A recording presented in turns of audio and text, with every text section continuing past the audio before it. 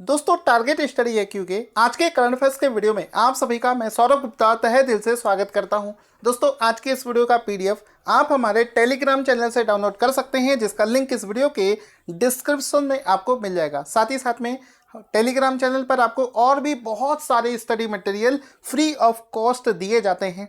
दोस्तों जैसा कि आप सभी को पता होगा, अभी रिसेंट में एक इंडेक्स जारी हुआ है और उस इंडेक्स को लेकर एग्जाम में क्वेश्चन डेफिनेटली पूछा जाएगा। क्वेश्चन यहाँ पर क्या बना है समझते हैं। क्वेश्चन बना है कि वैश्विक ऊर्जा संक्रमण सूचकांक 2020, अच्छे से समझना, फिर से एक एक टर्म अच्छे से समझना। क्वेश्चन कह रहा है कि वैश्विक ऊर्जा संक्रमण सूचकांक 2020 में भारत कौन से स्थान पर आया है। तो इसका राइट आंसर हो जाएगा भारत इस सूचकांक में 74th यानी कि 74वें स्थान पर आया है। दोस्तों एक बार इसको पूरे इंडेक्स को इंग्लिश में समझ लेना। इसका नाम होता है ग्लोबल एनर्जी ट्रांजिशन इंडेक्स 2020। इसमें भारत इस बार यानी कि 2020 में 74वें स्थान पर आया है। अब इसका एक फोटो देख लेंगे, उससे पहले आपको एक चीज़ बता देना चाहता हूँ।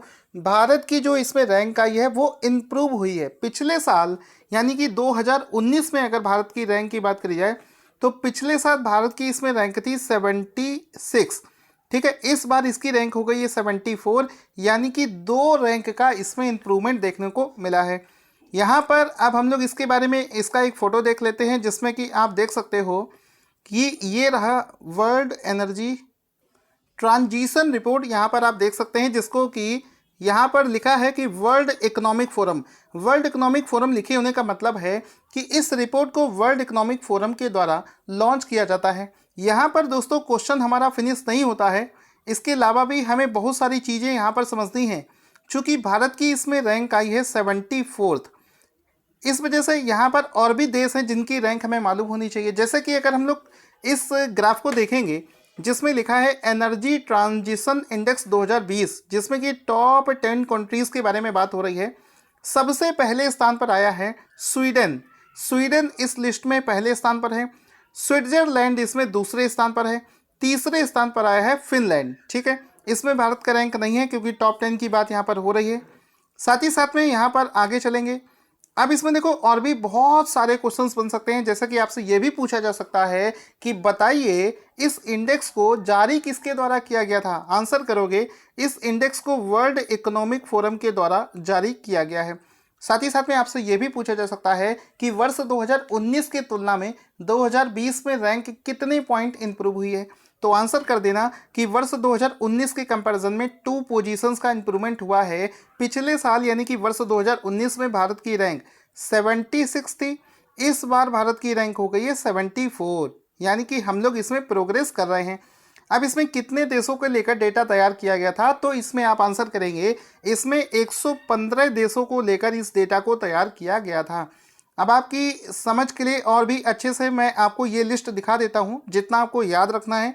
आपको याद रखना है कि इस लिस्ट में पहले स्थान पर है स्वीडन देश, दूसरे स्थान पर है स्विट्जरलैंड, तीसरे पर है फिनलैंड और 74th पर है हमारा भारत, ठीक है। तो इतनी सारी चीज़ें आपको पता होंगी तो शायद ही कोई ऐसा क्वेश्चन बनेगा जो कि आपसे ना बने। सारे क्वेश्चंस आप लोग करने में सक्षम हो जाएंगे। बस एक चीज़ यहाँ पर बच रही है, चूँकि ये क्वेश्चन वर्ल्ड इकोनॉमिक फोरम के द्वारा इस लिस्ट को जारी किया गया है, इस वजह से उसके बारे में भी तो हमें पता होना चाहिए। वर्ल्ड इकोनॉमिक फोरम के बारे में जान लेते हैं। वर्ल्ड इकोनॉमिक फोरम का जो हेडक्वार्टर है वो जेनेवा स्विट्जरलैंड में स्थित है। इसके संस्थापक और जो मुख्य कार्यकारी अधिकारी हैं वो हैं क्लाउस श्वाब, ये उसके संस्थापक और कार्यकारी अधिकारी हैं। दोस्तों वैसे तो डेली बेसिस पर 1000 से 1500 लोग हमारे जो मंथली करंट अफेयर्स को परचेज करते हैं डेली बेसिस पर। इस वजह से आपको बता देना चाहता हूं, अगर आप भी करंट अफेयर्स की तैयारी घर बैठे करना चाहते हैं तो अप्रैल महीने का करंट अफेयर्स का पीडीएफ लॉन्च हो चुका है। वीडियो के डिस्क्रिप्शन में उसका लिंक आपको मिल जाएगा, जिसमें कि बहुत ही आसान तरीके से टॉपिक वाइज आपको क्वेश्चंस दे रखे हैं। जिस प्रकार से पिछले महीने आपको पता होगा कोरोना वायरस को लेकर इतने ज़्यादा क्वेश्चन बन गए थे कि बड़ा कन्फ्यूज़न क्रिएट हो गया था। अब कोरोना वायरस से लेकर एग्जाम में बहुत सारे क्वेश्चंस पूछे जाने हैं, इस वजह से अलग से एक टॉपिक मैंने उस पीडीएफ में बनाया है, जिसमें कि कोरोना वायरस से संबंधित जितने भी प्रश्न हो सकते हैं सारे प्रश्न को वहाँ पर इंक्लूड कर दिया है। इस वजह से इस टॉपिक वाइज करंट अफेयर्स को जल्दी से जल्दी आप परचेज कर सकते हैं। इसका कंटेंट आप देख सकते हैं, हर एक क्वेश्चन में एक फोटो है, उसके नीचे उसका एक्सप्लेनेशन है और स्टैटिक जीके वाला पार्ट भी इसमें दे रखा है।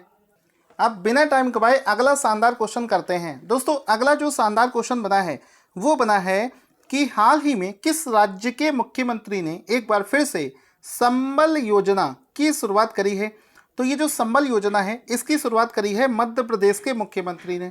मध्य प्रदेश के मुख्यमंत्री कौन है? हाल ही में मध्य प्रदेश में एक नई सरकार बनी है, भाजपा की सरकार बनी है, उससे पहले कांग्रेस की सरकार थी। तो मध्य प्रदेश के जो मुख्यमंत्री हैं उनका नाम है शिवराज सिंह चौहान। हाल ही में शिवराज सिंह चौहान ने ही मध्य प्रदेश में संबल योजना को, यहाँ पर एक टर्म यूज हुआ है, एक बार फिर से, यानी कि पहले भी शुरू करी जा चुकी है, फिर उसके बाद में बंद हो गई थी, अब एक बार फिर से इसकी शुरुआत कर दी गई है। तो इसका हम लोग एक पोस्टर देख लेते हैं। यहाँ पर आप देख सकते हैं कि इस योजना को एक नए कलर में इसको पेश किया गया है, एक नए तरीके से इसको पेश किया गया है। ये जो संबल योजना है मध्य प्रदेश में जो चलती है, इसको सबसे पहले मध्य प्रदेश में 1 अप्रैल 2018 में लॉन्च किया गया था। कब किया गया था? मध्य प्रदेश में संबल योजना को 1 अप्रैल 2018 में लॉन्च किया गया था। उसके बाद में इसने अपना टारगेट अचीव कर लिया था, जिसकी वजह से इसको बंद कर दिया गया था। इसके बाद में 2020 में इसको एक बार फिर से जारी किया गया है। साथ ही साथ में आपको बता दूं, यहाँ पर इस संबल योजना में इस बार क्या नया है? इस बार ये नया है कि जितने भी अनऑर्गेनाइज्ड सेक्टर के जो श्रमिक हैं, गरीब हैं, SC ST के लोग हैं, ऐसे लोगों की सहायता के लिए इस योजना को शुरुआत किया गया है। इसमें क्या किया जाएगा? श्रमिकों को, गर्भवती महिलाओं को, बच्चों, स्टूडेंट्स को, सभी के लिए अलग अलग स्कीम है। उसके उतना डिटेल में हमें नहीं जाना है, लेकिन जब आप PDF डाउनलोड करके रिवीजन करोगे तो इस फोटो में जितने पॉइंट्स दे रखे हैं इन सभी पॉइंट्स को भी रिवाइज कर लेना, क्योंकि इसमें सारे पॉइंट्स लिखे हैं। इसके तहत बहुत सारे लोगों की जो बिजली के बिल थे वो माफ़ कर दिए गए हैं। ऐसे ही और भी सारे फैक्ट्स हैं जो कि इसमें दे रखे हैं। मध्य प्रदेश के बारे में आपको पता होगा, कैपिटल है भोपाल, राज्यपाल का नाम है लालजी टंडन और मुख्यमंत्री का नाम शिवराज सिंह चौहान, जिनको मध्य प्रदेश में प्यार से लोग मामा के नाम से बुलाते हैं। मैं भी मध्य प्रदेश में पावर ग्रिड में काम कर चुका हूँ। उस समय जब मैं वहाँ पर था, उस समय मध्य प्रदेश में शिवराज सिंह चौहान की सरकार थी। उस समय मैं देख रहा था लोग उनको मामा के नाम से जानते हैं। जो भी मध्य प्रदेश का हो कमेंट करके ज़रूर बताना। इसके बाद में एक प्रश्न है कि हाल ही में किस राज्य के मुख्यमंत्री ने बेरोजगार युवाओं की मदद करने के लिए होप पोर्टल की शुरुआत करी है। तो होप नाम से ये जो पोर्टल है, HOPE, होप नाम से ये जो पोर्टल है, इसकी शुरुआत उत्तराखंड के मुख्यमंत्री के द्वारा करी गई है। HOPE, होप नाम से ये जो पोर्टल है, इसकी शुरुआत उत्तराखंड के मुख्यमंत्री ने करी है। किसके लिए करी है? ये करी है मुख्यमंत्री ने बेरोजगार युवाओं के लिए। जब से ये लॉकडाउन शुरू हुआ है, उत्तराखंड के राज्य के जो अलग अलग दिल्ली और मुंबई जैसे शहरों में जो श्रमिक रह रहे थे, वो युवा वापस अपने उत्तराखंड वापस आ रहे हैं। इस वजह से ये जो होप नाम का पोर्टल है, अगर आप उत्तराखंड से बिलोंग करते हैं तो आप इस पोर्टल पर जाकर अपनी पूरी डिटेल को इंटर कर सकते हैं। उसके बाद में आपको आपके क्वालिफिकेशन, आपकी स्किल के आधार पर आपको नौकरी उपलब्ध करवाई जाएगी। तो इस होप पोर्टल का मतलब सिर्फ ये है कि जितने भी प्रदेश के अंदर बेरोजगार युवा हैं, उनको उनके स्किल के अकॉर्डिंग, उनके कौशल के अकॉर्डिंग, उनके एजुकेशन के अकॉर्डिंग उनको राज्य में नौकरी प्रदान करी जाए। तो यहाँ पर इसके बारे में जान चुके हैं। एक प्रश्न यहाँ पर आपसे घुमा फिरा कर ये भी पूछा जा सकता है कि बताइए, ये जो होप नाम से पोर्टल शुरू किया गया है, इसका फुल फॉर्म क्या है? इसका फुल फॉर्म है हेल्पिंग आउट पीपल एवरीवेयर, ये इसका फुल फॉर्म है। चूँकि इसको उत्तराखंड में शुरू किया गया है, इस समय उत्तराखंड के बारे में जान लेते हैं। कैपिटल है देहरादून, मुख्यमंत्री का नाम है त्रिवेंद्र सिंह रावत और वहाँ के राज्यपाल का नाम है बेबी रानी मौर्य। चलिए, आई होप आप इस वीडियो को एंजॉय कर रहे होंगे। अगर आपको वीडियो में एंजॉयमेंट आ रहा है, क्योंकि पढ़ाई तो आपको सभी लोग करवा देंगे, लेकिन इतने शानदार तरीके से अगर आपको समझ में आ रही हैं चीज़ें, तो आप इस वीडियो को लाइक करके हमें सपोर्ट करें। क्वेश्चन है कि हाल ही में UPSC की नई सचिव कौन नियुक्त करी गई है? तो UPSC सभी लोगों का ड्रीम होता है UPSC को क्रैक करना। तो UPSC की जो नई सचिव बनाई गई है, वो बनाई गई है यहाँ पर ऑप्शन नंबर देखो यहाँ पर सही, वसुधा मिश्रा। तो ऑप्शन नंबर A सही हो जाएगा। हाल ही में वसुधा मिश्रा को, वसुधा यहाँ पर धा में एक और मात्रा बनेगी, हाल ही में वसुधा मिश्रा को यूपीएससी की नई सचिव बनाया गया है। तो ऑप्शन नंबर ए यहाँ पर सही हो जाएगा। दोस्तों सपना देखो तो बड़ा देखो, अगर ख्वाब देखना है तो ख्वाब हमेशा ऊंचा देखना चाहिए और उसके अकॉर्डिंग हमें प्लान करके पढ़ाई भी करनी चाहिए।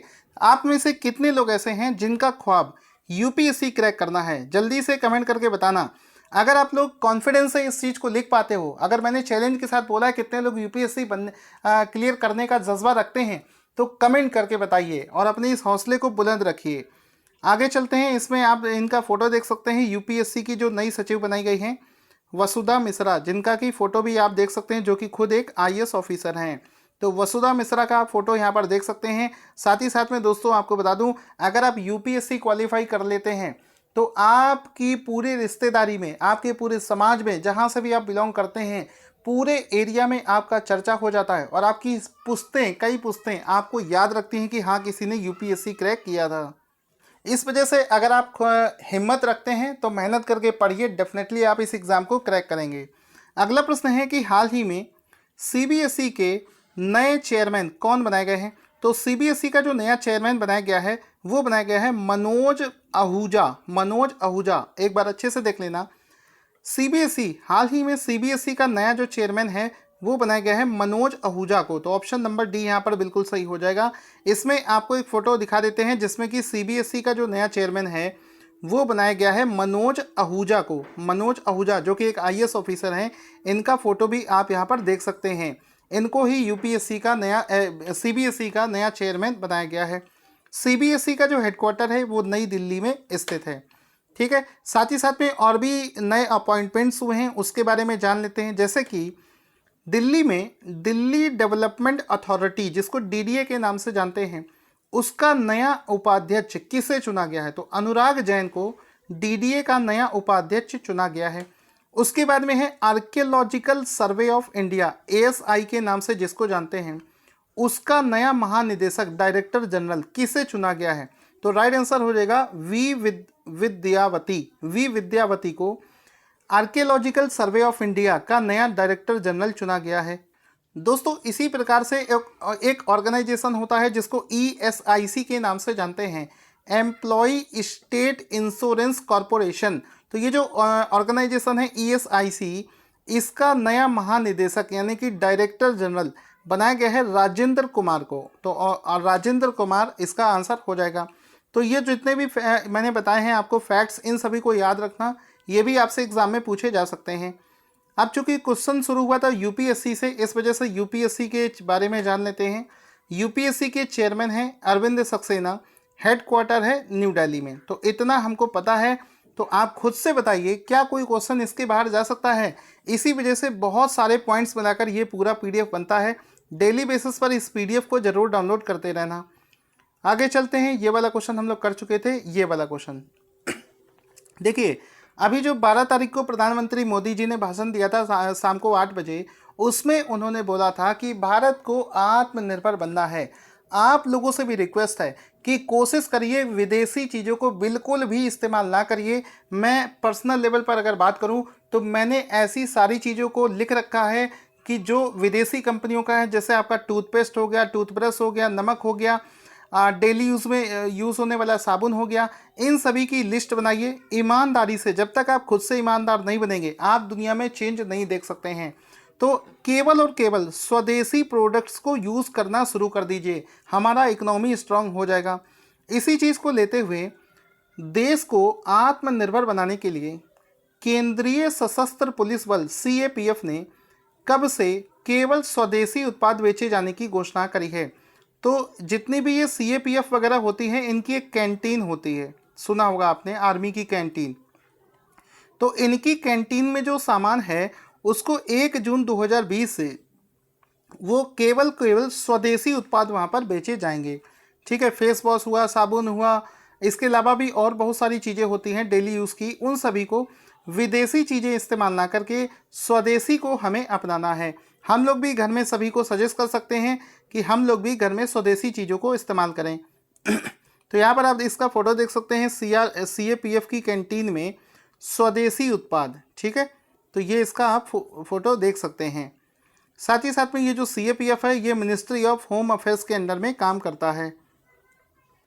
अगला क्वेश्चन दोस्तों बनता है कि हाल ही में चर्चा में चल रहे national gallery of modern art, जिसको हम लोग नगमा के नाम से जानते हैं, किस मंत्रालय के अंतर्गत काम करता है?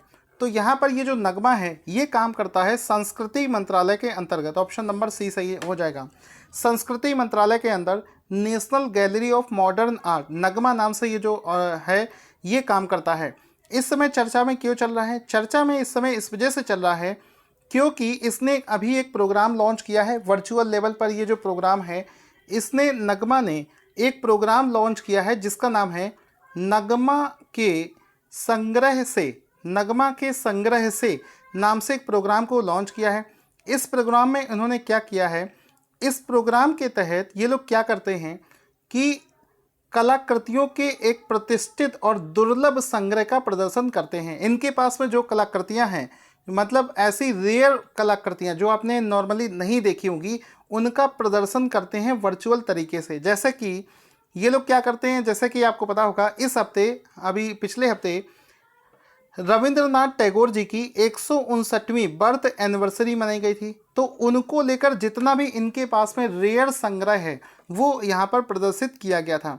तो यहाँ पर आप देख सकते हैं रविंद्रनाथ टैगोर जी की ये जो रेयरेस्ट ऑफ द रेयर जो कह सकते हो प्रदर्शनी है वो यहाँ पर शो करी गई थी।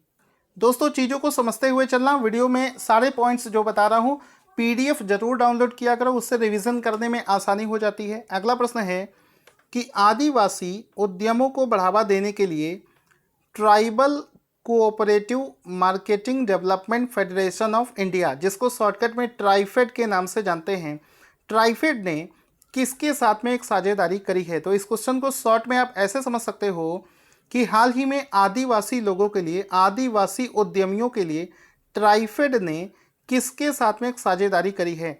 तो एक ऑर्गेनाइजेशन है जिसका नाम है art of living. Art of living, art of living के साथ मिलकर आदिवासी उद्यमों को बढ़ावा देने के लिए ट्राइफेड ने उनके साथ में एक साझेदारी करी है।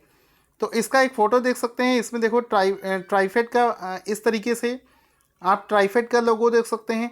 आर्ट ऑफ लिविंग के फाउंडर का फ़ोटो यहाँ पर देख सकते हैं। तो ये आर्ट ऑफ लिविंग नाम का एक ऑर्गेनाइजेशन है जिसके साथ मिलकर आदिवासी उद्योगों को बढ़ाने के लिए एक प्रोग्राम की शुरुआत करी गई है। दोस्तों अभी जो प्रधानमंत्री मोदी जी ने देश के लिए 20 लाख करोड़ रुपए का जो अनाउंसमेंट किया है, उसी अनाउंसमेंट के तहत देश की आर्थिक व्यवस्था को सुधारने के लिए जो भारत के अंदर MSME सेक्टर है, MSME, इसकी परिभाषा को चेंज कर दिया गया है। तो अच्छे से समझना, MSME की परिभाषा को चेंज करके क्या कर दिया गया है, इसमें क्या किया गया है कि पहले एक सेक्टर होता था मैन्युफैक्चरिंग सेक्टर और एक दूसरा सेक्टर था सर्विस सेक्टर। तो ये अलग अलग सेक्टर हुआ करते थे, लेकिन इस नई परिभाषा के अनुसार आपसे पूछा जा सकता है कि बताओ किन दो सेक्टर्स को मिलाकर एक कर दिया गया है। तो आंसर हो जाएगा मैन्युफैक्चरिंग सेक्टर और सर्विस सेक्टर, इन दोनों को मिलाकर एक कैटेगरी में डाल दिया गया है। साथ ही साथ में इनका जो क्लासिफिकेशन है, इन्वेस्टमेंट मतलब सर्विस सेक्टर में कितना इन्वेस्ट कर सकते हैं, मैन्युफैक्चरिंग में कितना इन्वेस्ट कर सकते हैं और इसका टर्नओवर कितना हो सकता है, इस बेसिस पर इसको अलग रखा गया है। तो इस फोटो को देखकर हम लोग सब समझ जाएंगे। वैसे तो मैंने सारी चीज़ें लिखकर भी दिखाई हैं क्योंकि नोट्स आपके पास में होने ज़रूरी हैं। जब आप इसको रिवाइज करोगे तो नोट्स में आपको सब कुछ लिखा मिलेगा, लेकिन आप इस फोटो को देखकर भी समझ सकते हो। इसमें देखो लिखा है पहले क्या स्थिति थी और बाद में क्या स्थिति है। तो पहले अगर आपसे कोई पूछे कि बताओ माइक्रो इंडस्ट्री किसे बोलेंगे, तो अगर मैन्युफैक्चरिंग की बात करी जाए, मैंने आपको बताया था कि मैन्युफैक्चरिंग अलग होता था पहले, सर्विस सेक्टर अलग होता था, अब दोनों को मिलाकर सिंगल एक कर दिया गया है। तो पहले माइक्रो इंडस्ट्री ऐसी इंडस्ट्रीज को बोलते थे जिनका जो इन्वेस्टमेंट है वो 25 लाख से कम है, और इसी प्रकार से स्मॉल बोलते थे जिसका इन्वेस्टमेंट 5 करोड़ से कम है, मीडियम उसे बोलते थे जो कि 10 करोड़ से कम है। इसी प्रकार से सर्विस सेक्टर में ये लिमिट माइक्रो के लिए 10 लाख से कम, स्मॉल के लिए 2 करोड़ से कम और मीडियम के लिए 5 करोड़ से कम है। अब क्या हो गया है, अब इन दोनों सेक्टर को मिलाकर एक कर दिया गया है, तो ये एक कर दिया हमने। अब माइक्रो किसे बोलेंगे, माइक्रो की जो लिमिट है उसको बढ़ा दिया गया है, मतलब जो चीज़ पहले 25 लाख थी अब उसको कर दिया है 1 करोड़। ठीक है, जिसका जो इन्वेस्टमेंट 1 करोड़ से कम है वो आ जाएगा माइक्रो के अंदर में। तो इसी प्रकार से बाकी सबके लिए जो डेटा है वो भी यहाँ पर लिखा है। आपसे रिक्वेस्ट है कि इन सारी चीज़ों को अच्छे से रिवाइज कर लेना। बहुत ही अच्छे तरीके से, ऑर्गेनाइज तरीके से ये सारा कंटेंट ऑर्गेनाइज किया गया है इस पीडीएफ में। आप शुरू करते हैं आज के करंट अफेयर्स का रिवीजन। उससे पहले दोस्तों, वीडियो फिनिश होने वाला है। आप लोग अभी भी जिन लोगों ने वीडियो को लाइक नहीं किया है वो वीडियो को लाइक करें, क्योंकि आपका लाइक से ही पता चलता है कि आपको वीडियो कैसा लग रहा है। और जब ये वीडियो फिनिश हो जाए तो कोशिश करना इसको व्हाट्सएप पर, ठीक है, व्हाट्सएप पर आपका कोई ग्रुप हो, फेसबुक पर, टेलीग्राम पर, ट्विटर पर, इंस्टाग्राम पर, जहाँ पर भी हो सके आप इसको शेयर किया करो। शेयर करने से हमारी टीम को हौसला मिलेगा। आज का सबसे पहला क्वेश्चन जिसको हमें रिवाइज करना है कि हाल ही में संबल योजना को कहाँ पर शुरू किया गया है, तो मध्य प्रदेश इसका राइट आंसर हो जाएगा। हाल ही में होप नाम से एक पोर्टल की शुरुआत कहाँ है, उत्तराखंड में करी गई है। उसके बाद में यूपीएससी की नई सचिव कौन बनाई गई है, तो वसुधा मिश्रा इसका राइट आंसर हो जाएगा। सीबीएसई का नया चेयरमैन किसे बनाया गया है, तो वो मनोज आहूजा को बनाया गया है। हाल ही में ग्लोबल एनर्जी ट्रांजिशन इंडेक्स में भारत कौन से स्थान पर है, तो 74वें स्थान पर आया है। उसके बाद में है कि हाल ही में सीएपीएफ की जो कैंटीन है उसमें स्वदेशी उत्पाद कब से बेचे जाएंगे, तो 1 जून 2020 के बाद में स्वदेशी उत्पाद आपको मिलेंगे। नगमा किस मंत्रालय के अंतर्गत काम करता है, तो ये संस्कृति मंत्रालय के अंतर्गत में काम करता है। ट्राइफेड ने किसके साथ मिलकर एक साझेदारी करी है, तो ये ट्राइफेड ने द आर्ट ऑफ लिविंग के साथ मिलकर एक साझेदारी करी है। तो अब देखो, आपसे क्वेश्चन पूछ रहा हूँ जिसका आंसर आपको कमेंट बॉक्स में देना है कि विश्व हवाई अड्डा पुरस्कार 2020 में भारत और मध्य एशिया में सर्वश्रेष्ठ क्षेत्रीय हवाई अड्डे के रूप में किसे सम्मानित किया गया है। अपना आंसर कमेंट बॉक्स में लिखना ना भूले। Thank you for watching this video. और अब कोई बहाना नहीं चलेगा, वीडियो फिनिश हो चुका है। जिम्मेदारी से इस वीडियो को शेयर करना।